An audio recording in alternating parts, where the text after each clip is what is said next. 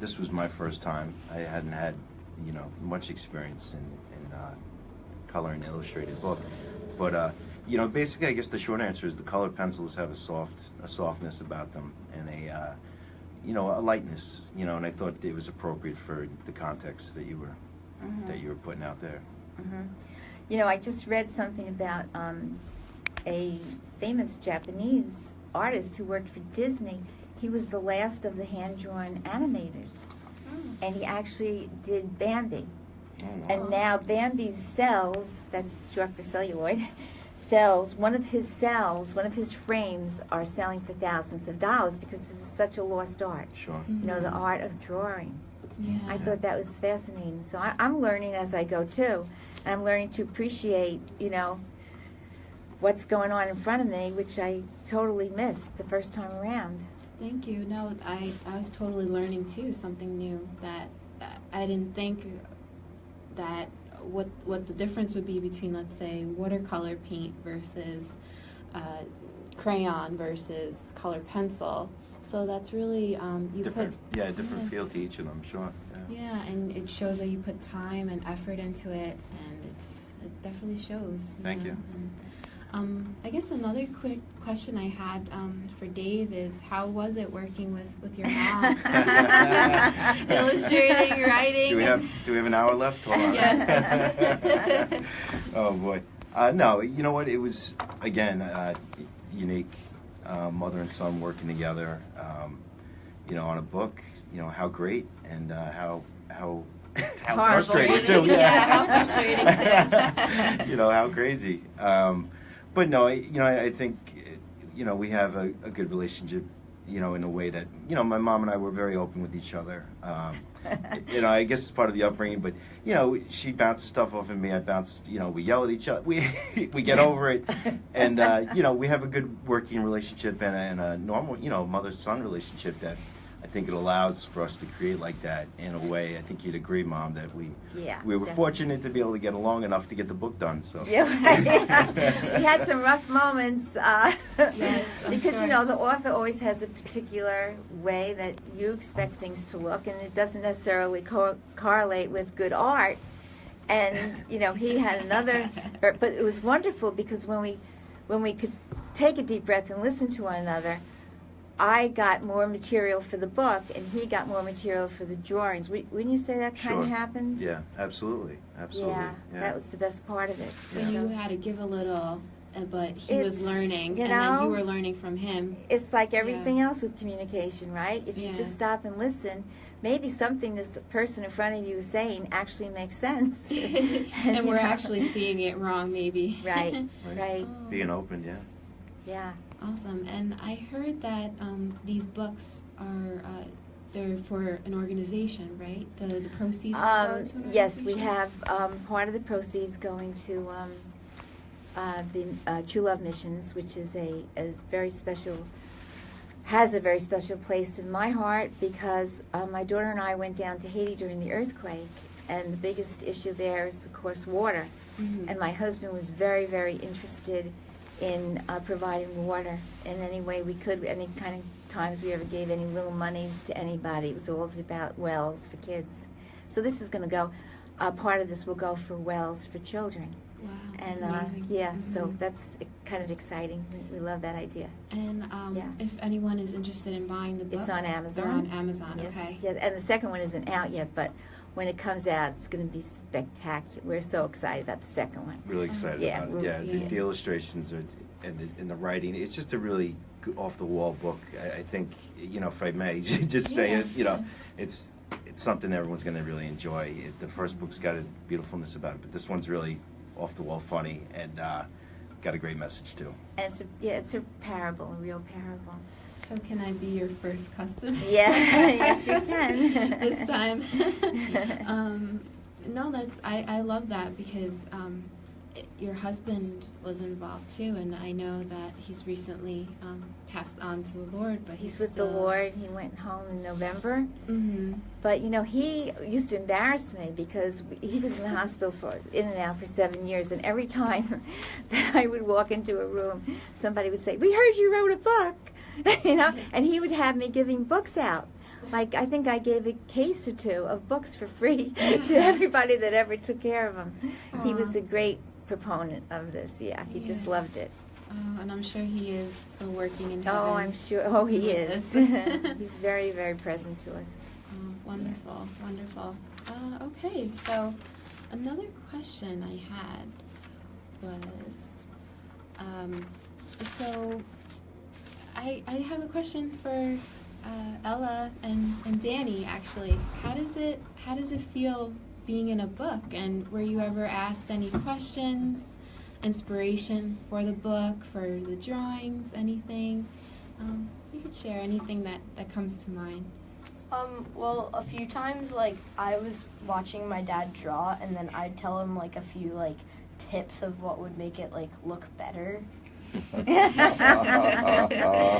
very cute. Yeah. Oh, good. Yeah. And for me, it feels good because, like, all of our stories from when we were little, and I, like, remember all the little stuff that she puts into the book as well. Yeah, and Lizzie isn't here. Lizzie Latish, we always say that's Ella's almost sister cousin. But she's not here. But she also was a big part of this whole thing. And her and Ella are the ones that started all this Sunday dinner table.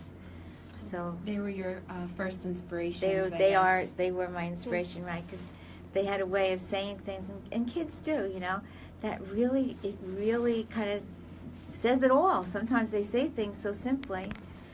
Danny has a knack of doing that. He'll say things and we'll be like, what? Wait a minute. Where did that come from? Yeah, very totally. Insightful. Whenever anyone ever said that to me, I was like, myself. Comes from yourself, right? Actually, I wanted to mention Danny did something very special. Was it yesterday, Dan? Yeah. Yes. You want to talk about that a little bit? Yeah, I did St. Baldrick's, and it's when you donate money for children's cancer research, and then you cut your head, so it's like you lost your hair too.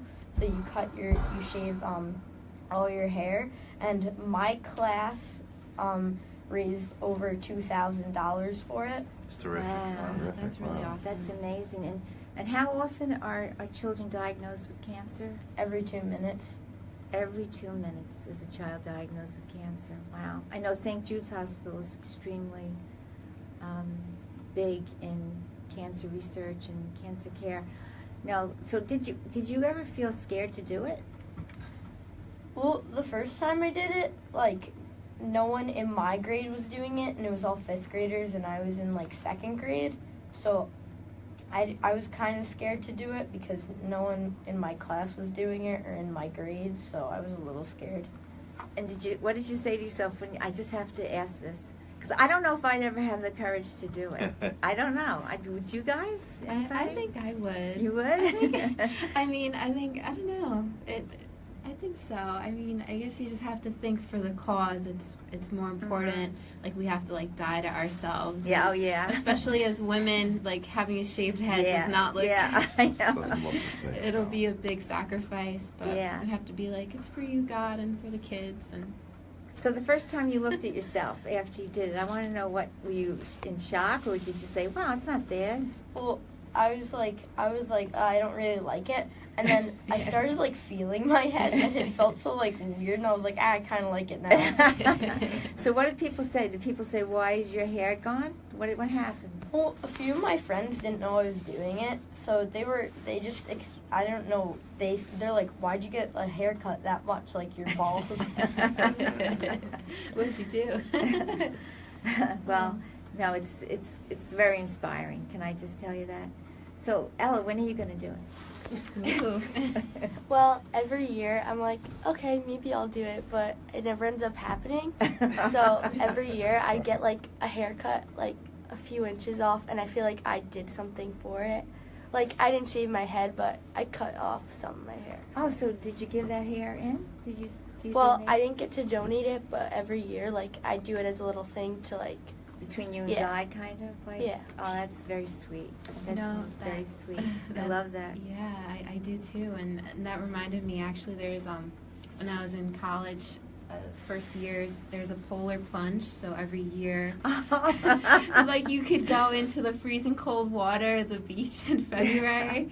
So this was the first time I ever did it because I was in the community service club at Nassau, and we got a bunch of friends together and we raised some money through the club, and then we ended up doing this plunge. And I think looking back, I only would have been able to do it if I had the people around me doing it too. Like, we all did it together, you know? It was like, it shocked my body and my hands were numb. Do you know what that is? Do you guys know what a polar plunge is? Yeah, we went to see it one year, Oh. and like, and I just remember me and Ella felt so lucky because we were having like hot chocolate while everyone else was freezing in the water. Yeah, my feet were numb for like a minute or two after. I was like, is this normal? But then I got, everything is good now. Yeah, Came back. It came back. It's kind of fun to do stuff like that. Yeah. Yeah, it is. So I wanted to talk about Giovanna a little bit. Sure. I want to ask her what her favorite children's book is. Get the microphone over there. Yeah, a little closer, yeah. Favorite children's book? You know, my memory is lacking. So I know I've read children's books, like I know as a child. As a child, yeah. Someone read me a children's book, but I can't say I remember many. Maybe like something about a moon, like Under the Moon or something. Over the Moon? Over the Good Moon. Night Good Night Moon. Moon. Good Night Moon. Yes, that was a big one. Yeah. That's great.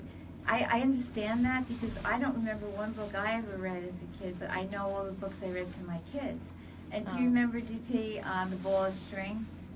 Yeah. The yes. Ball of String. And of course, Dr. Seuss, The Cat in the Hat. Go Dog Go. Go Dog Go. I mean, those are all lots of fun. Classics. Yeah. Yeah, lots of fun. I love The Ball of String. That was, I never read that book.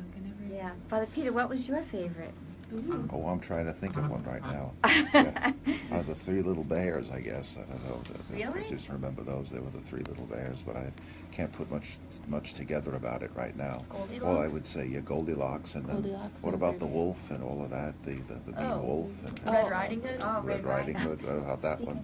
Oh, maybe Three Little Pigs. Three That Little one Pigs. too. Oh, there's a whole batch of them, right? There's a Yeah, I was. whole batch of these things. They were actually, some of them were pretty scary. They were Yeah. scary things. You know, all the Grimm's.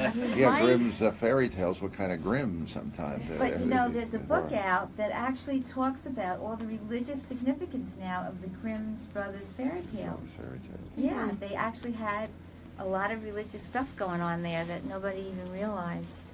So that was They were kind scary of too, though. There was some scary. Oh yeah, They were. yeah, Sure they were. Sure they were. definitely. Well, they help children deal with their fears, which of course is what Barbara's tried to do with the Ella Francis and Ella series. Trying That's to right.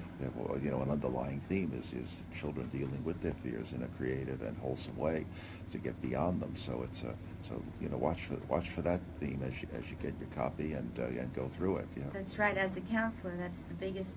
I was just talking about this at a talk I gave on Wednesday, that really fear is what drives many of us to do and the things we do and make the decisions we make. And sometimes it comes off as anger or anxiety, or it can come off as selfishness or jealousy. But usually at the bottom of all that kind of emotion, fear is what drives us to make the decisions we make, and sometimes, and very often, say the things we say that we really don't want to say, but we just say them. And fear is really, I would say, as a counselor for over 40 years, it's probably the most powerful force that drives us to do what we actually do. So I was very interested in dealing with that subject, you know, of children's fears. But I know that Giovanna came especially talking about fear. She was a little nervous, but I told her she was going to be just wonderful and great today. And she came to talk about something very exciting that's about to happen. So I'd like to hand the mic over to her for a minute. Thank you. Yeah. So it's kind of a new endeavor that's happening in a local parish in Green Lawn. Father Peter and Deacon Campbell, in the very beginning, decided they wanted to do something for the young adults in the area, and so they got some time and some money in their hands and decided to renovate the basement of Father Peter's rectory to turn it into a coffee house for all the young kids. So they did a beautiful job. It looks fantastic, and so now we're in the process of trying to use it, and so we're opening up this coffee house hopefully at the end of April. And we're inviting all the young adults in the area to just come and have fun, to join a community, to make friends. It's really something for you guys. So whatever you want to see, we'll definitely try to make it happen. But we'll definitely be open at least twice a week. Once a week we'll have a band come in, a Christian artist, and we'll have just a little coffee house, a little quiet music. It's free and it's open to the public, and you're more than welcome to come. What age group, Giovanna? I think, anywhere between, around college or after college through like mid-30s. We're trying to be specific to this kind of transitional time for young adults before they, maybe before they get married or really start their families or transitioning through jobs. Just someplace where we can have a community, so we can be together with each other and support one another, especially in the world and everything that's happening. The way the world is today. It's so important. There's so many young people that we need each other, and we had that actually. My generation had it, and also I think my kids' generation had it more than you guys do. There's not that many supportive groups, especially when it comes to, a relationship with the Lord. It just doesn't happen out there. And I just want to say also that just like this is your radio station, Long Island, this is your coffee house. So, come and make it what you want it to be. Nobody's got any agendas here. We just kind of, right? Yeah. Would you say that? Absolutely. I mean, I think there's one thing that, when Father and I were talking about it, is it's just, there's no pressure. I mean, you can make it whatever you want to make it. If you want to just come and hang out, please come. If you want to come and ask questions and really kind of like delve into your faith and discover some more things about the church, you're more than welcomed. If you just want to hear some music, if you just want some coffee, if you just want a friend, I think I like that a lot. And I like the band and the music idea. That's really nice. Yeah, absolutely. Can I ask Didn't you mean something? to cut you off. I'm sorry. I just want to ask this question because I know it's a question people are thinking right now. Like, if I show up, am I going to get God down my, in my face? Am I going to? Absolutely not. Well, I mean, we're not there to preach. We're not there to kind of evangelize you. The moment that you walk in, it's really just a down-to-earth kind of place. It's more of just like a second home, just someplace where you can come and relax and drink coffee and maybe play some games or read a book if you want. Besides like just coming in for the night, if you're sick of the bar scene, sick of going out, doing the same thing every weekend, if you want to come and just relax and listen to some music. And share stuff. And you see, I think that's so important because Pope Francis is constantly talking about meeting people where they are at, not where we need them to be. And that's what we all do. We want to meet people where we need them to be. Right, Father Peter? Would you agree with that? That's kind of what we do. I mean, there's all kinds of ways that specific things get done. I mean, there's all kinds of workshops that the church runs for various things. But a coffee house is a very different thing. It's the doors are open. We have a minimum number of rules. I mean, a few basic things we have to have. But the idea is that depending on who's there, we'll take the program from there. So it's a nice self-contained little spot that we have a separate entrance and so forth. You don't have to come intrude on anyone else in the rectory, in and out, in the little self-contained area. So we're going to learn how to brew good coffee too. So what I love about it, that it's down. It's like all the hot Manhattan spots are always down under. You know, Down that's the under. big thing now, right? Down under. The underground. It's the underground. The coffee cave house. and the, you know, That's you right. hear all these places. The man that are- cave and the caves and the, you know, the different little pubs and stuff. It's Well, all maybe like we'll come up with a name for the thing,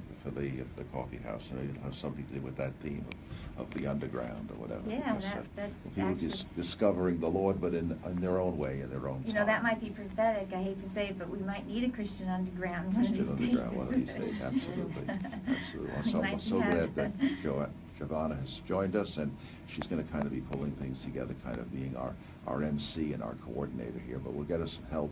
We'll get her some support. I got a couple of other friends that want to help her get involved, get this thing launched. So, you know, please keep us in your prayers. Stay in touch. Give us a call.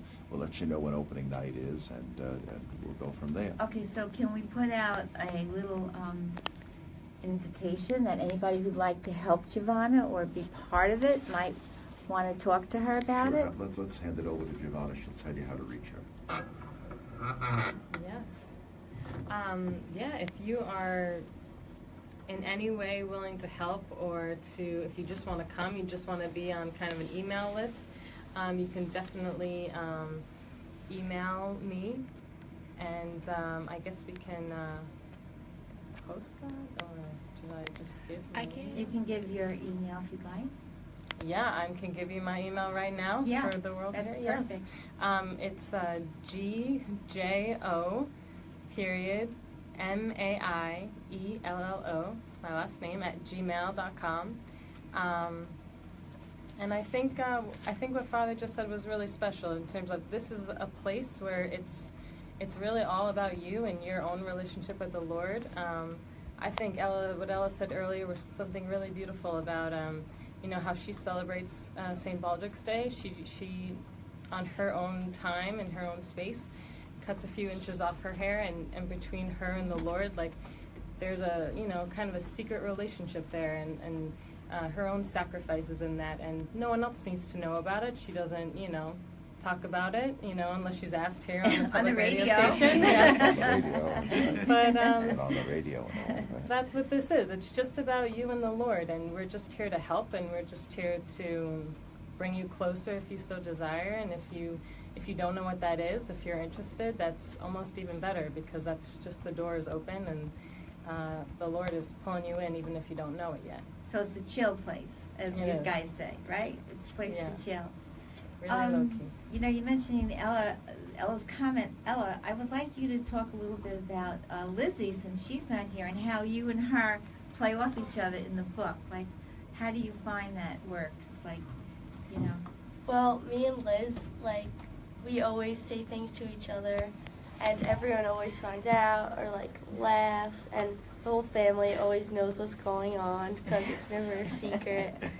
And we just have our own little fun, so. Yeah. Would you say that you have like a job to drive Liz crazy most of the time? Yeah.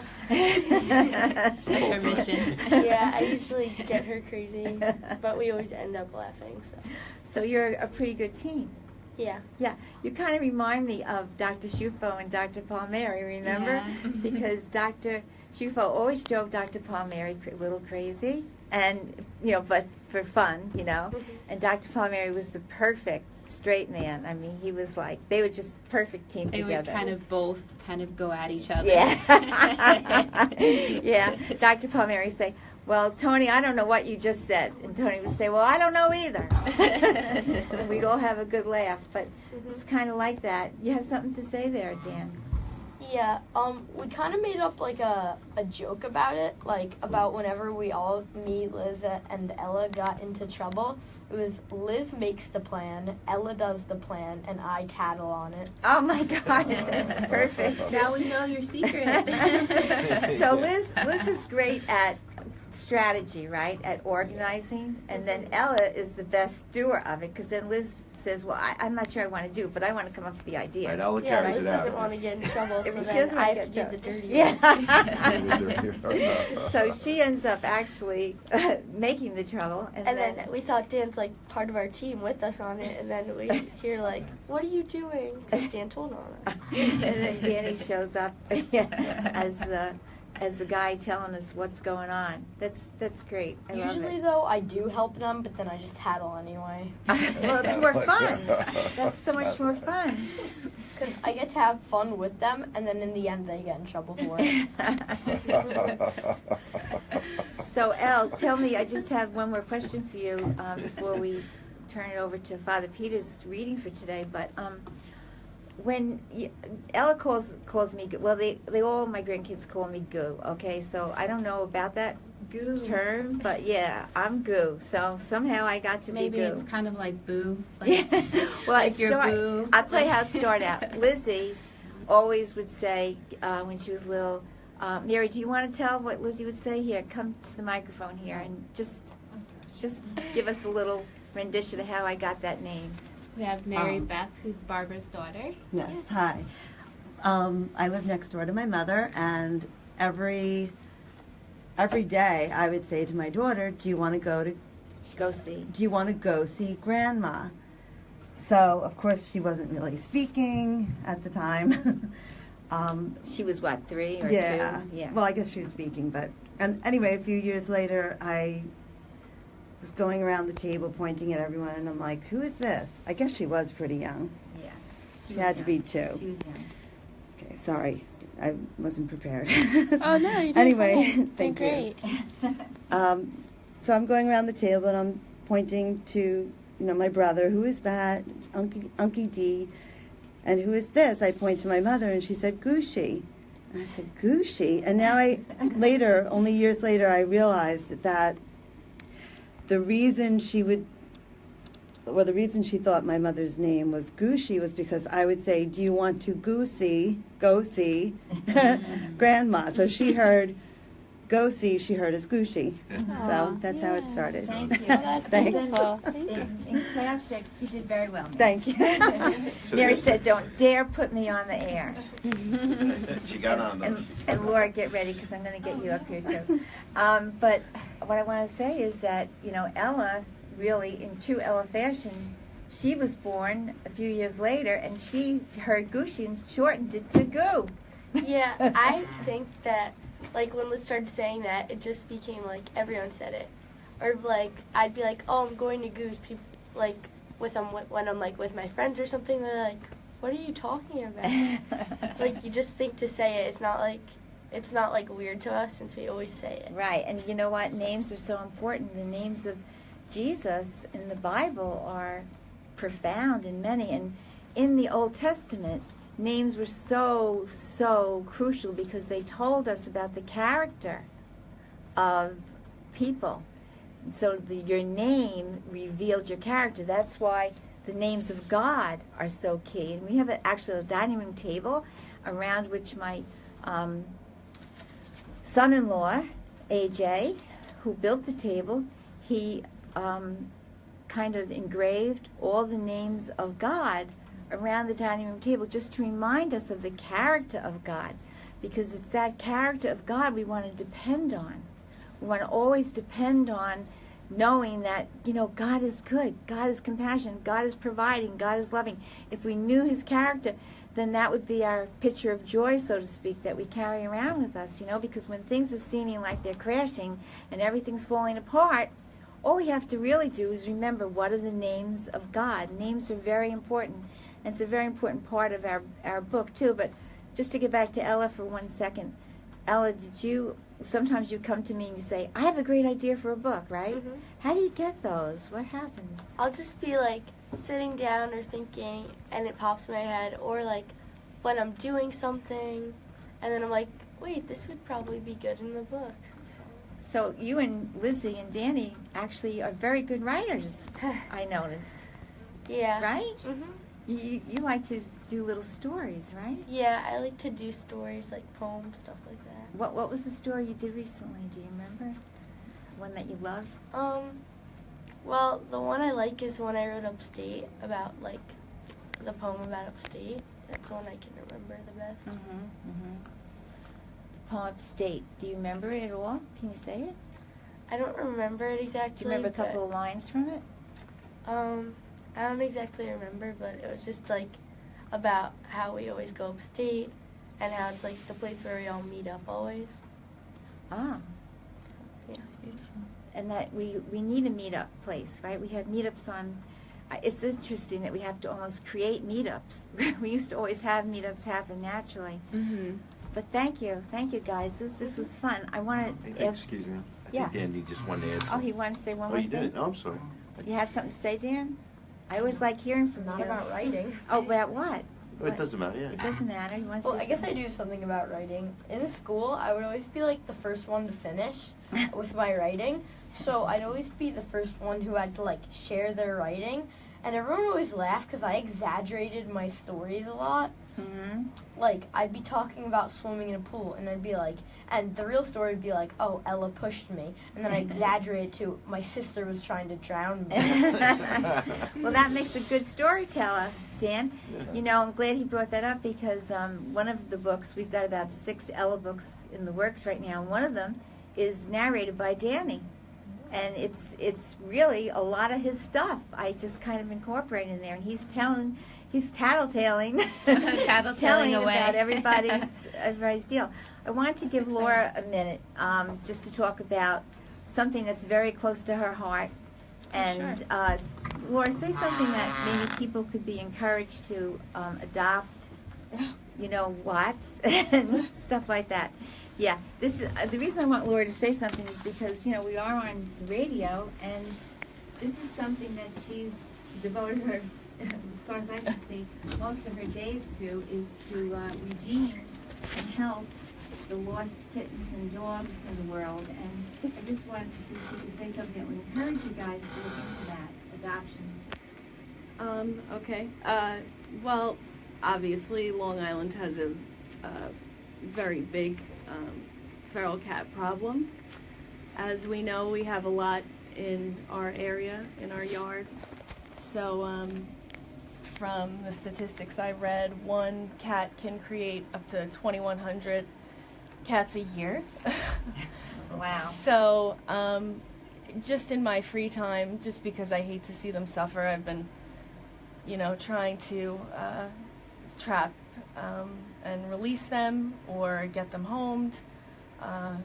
You know, obviously, if you see a cat or a dog, there are plenty of places, if you just go on the internet, that can help you. You know, Grateful Paw over in, I guess it's Comac, Kings Park area, they're great.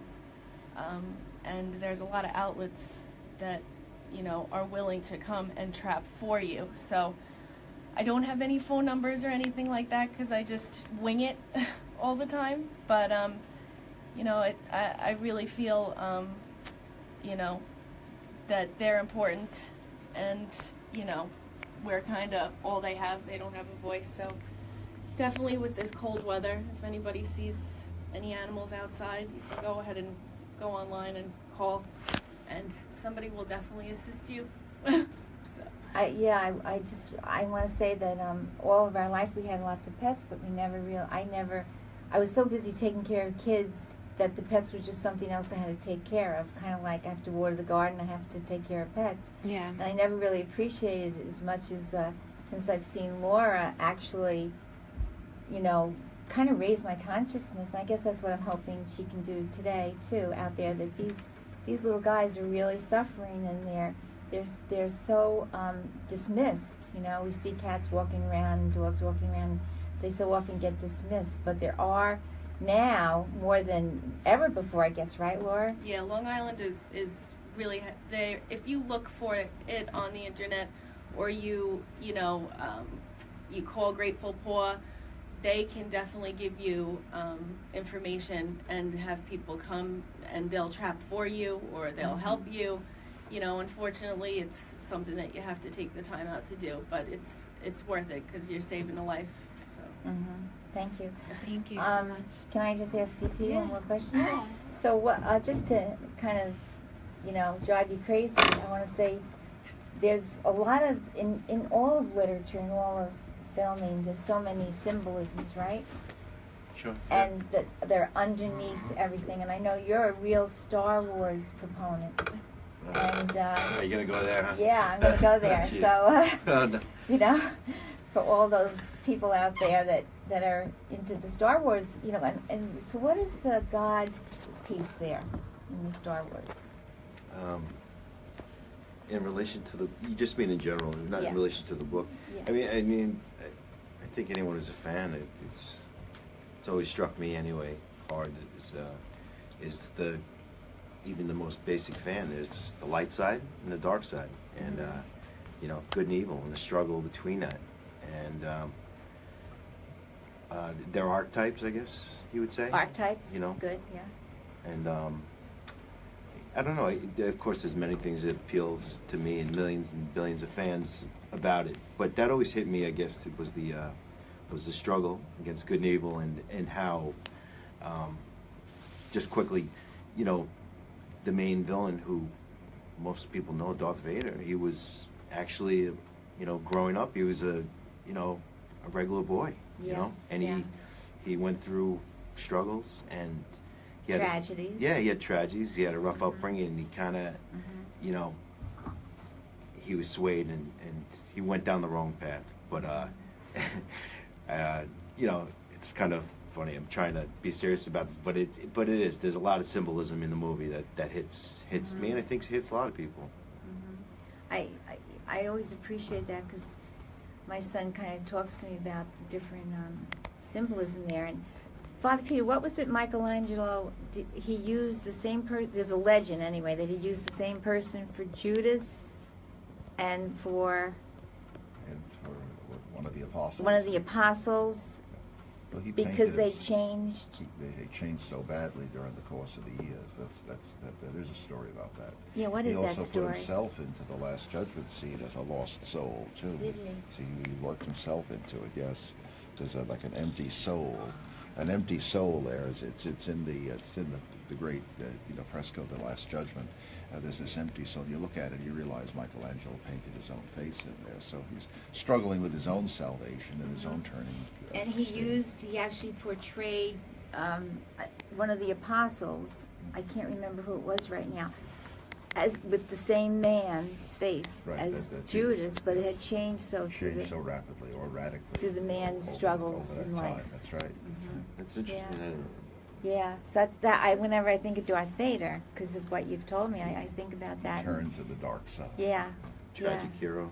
The tragic hero. Yeah, it's very interesting. But can you give us a little 5-minute reading here? Well, I was just the two last chapters of both Matthew's Gospel and the Acts of the Apostles kind of were grabbing me. You know, at the end of Matthew's called the Great Commission. You know, Jesus sending everybody out. Now, here's the story. It says, you know, they worship, but they doubted. That was what I was picking up. You know, see, oftentimes we stop really believing that God is guiding us because we see people doubting all around us, so we begin to feel doubts building up in our own hearts. And here, Matthew is great because here Jesus is about to give his last words, you know, about going forth, and some are still doubting. Some are still doubting, so we should take heart, okay, that, you know, doubts are around, but if we keep our eyes on the Lord, we'll get to the right place. I think this is the end. We'll hear the Great Commission, and we'll be part of the action. You see, it's not that doubts are going to disappear altogether. They're going to be pesky, and they're going to be difficult to deal with at times. And then just there's always the confusion of the practicality of you may have your eyes on the Lord, but how do you implement anything practically, you know? And then sometimes we make mistakes along the way. So I just wanted that was coming to me. And the other thing too, at the end of the Acts of the Apostles, there's an interesting line, and it looks like the Acts of the Apostles. The author there was musing maybe in later years or at a certain number of years later, and so we got to Rome. It says it's the little line, and so we got to Rome. And I just take off that because you know that was through shipwreck and through all sorts of persecution. Paul is going to Rome as a prisoner. You see, and then in the meantime, you know, he actually gets into physical danger and so forth. So, but he gets there. Mm-hmm. So the theme is, of course, keep your eyes on the Lord, and the Lord will get to where you want to go. The Lord wanted Paul in Rome. There's no doubt about that. Mm-hmm. There's absolutely no doubt that Paul wanted to get there, and the Lord wanted to get him there. But it didn't look like the Lord was working too hard. I mean, it looks like the Lord was cutting them loose there. I mean, shipwreck and, you know, abandonment on these islands and places like that. When is he going to get off the island and never get back on the journey? But yet he does. So I think the whole thing is, let's keep our eyes on the Lord. It may seem like we're going nowhere, but with him we're going to get to the right place. Can I just say, it just came to me recently when I was teaching that really, Jesus and his disciples were street guys walking around all the time. They didn't have the money to, rent caravans, and that's why Jesus went to a certain circumscribed area, right, to do his stuff. So Because I there just were a lot want more walking in those days. they were walking all over. They weren't riding anywhere. So I just wanted to make that point, because when we say Paul got to Rome, well, of course he got to Rome, because we're looking at it through today's world. Right. But that was major. A major thing. Yeah. So, but the idea was through so many ups and downs, through so many detours, through so many unpromising situations. He's coming to Rome as a potential prisoner to be on trial. The Lord wants to use it for the gospel. But but Paul's got to really hang on to his faith, because he's going there possibly to be condemned, and then of course then he can't even get there to be condemned. You see, but then finally help comes down, and he's on his way back, and then he gets the break. They put him under house arrest, and for 2 whole years he's got to stay in the house, but people can come and visit, and so he's preaching. He's preaching every day. Did he get thrown in jail in order to get to Rome, Father Well, Peter? partly so. He appealed to Caesar. See, if he made, as a citizen, he could make that appeal, so that the local courts, weren't able to judge him. So that's what the procurator said. You want to go to Rome? You're going. And of course the procurator was glad to get rid of him. But in the meantime, the Lord's work was being done. That's the important thing about this. The Lord's work is being done. So let's keep our eyes on the Lord, and you'll be surprised how creative he can be. Even though you think it's not a You great think it's a idea. dead-end street. You think it's a dead-end street, and all of a sudden the Lord's doing something amazing. Yes. Thank you. Thank you. Thank you. Okay. All right, so we're about to wrap up. We have about 2 minutes. Does anyone want to share any closing remarks, or just I just feel so inspired. I'm so excited for the next book, and just thank you so much for Father Peter, and that was beautiful to always remember to keep our eyes on the Lord, and during this season of Lent, to just get closer to the Lord. And we have the great way of the coffee house, and a relaxing way, and just keep listening to the show. That's another way. Yeah, and we'd like to get your feedback out there, guys, because we're really kind of here not knowing exactly what's happening in your heads and what you're thinking about the show. So we need feedback, and anything that you'd like to share with us about it, anything that you heard today. Do they have your text cell? Yes, I'll give it again. My Okay. cell is 516-784-6081. You could shoot me a text, a call. You could go to our website for more info too, listen-up.net. There's our email on the website as well. And please don't forget, as Pope Francis says, to keep us in prayer. Don't forget to pray for us. Pray for me. Pray for all the guests. And if you feel inspired to donate, please do so. And Thank you, and I want to especially thank Ella and Danny for showing up here Yay, today. Thank you. As Sister Truffaut said.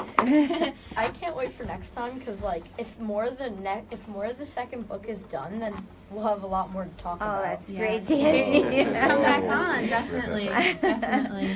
Why do I Okay. see you as a mayor someday? I don't know. Because I have a bald head and everyone acts like I'm an adult. Oh, okay.